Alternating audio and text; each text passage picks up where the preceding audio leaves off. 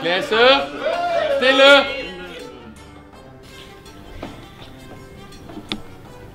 Godt. Det her, ikke? Det er en celle. Det der er, selvom størrelsen er forskellig, en kerne. Lokkerpro. Cellekerne.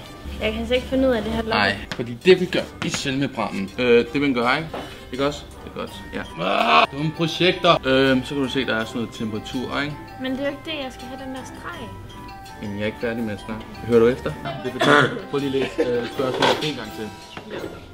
På den måde, så får vi en endnu mere bølge, og så kan vi på en måde finde den der balance, der er ligesom Lokkerpro. Ja, vi prøver at finde den ultimative ting.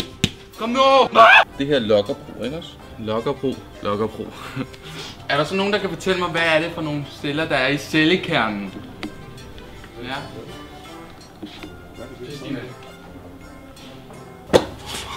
Ganger det med 4, fordi vi har 4 celler af en eller anden grund. Og så har vi 12. Det giver jo 12, ikke? Ikke også? Ja.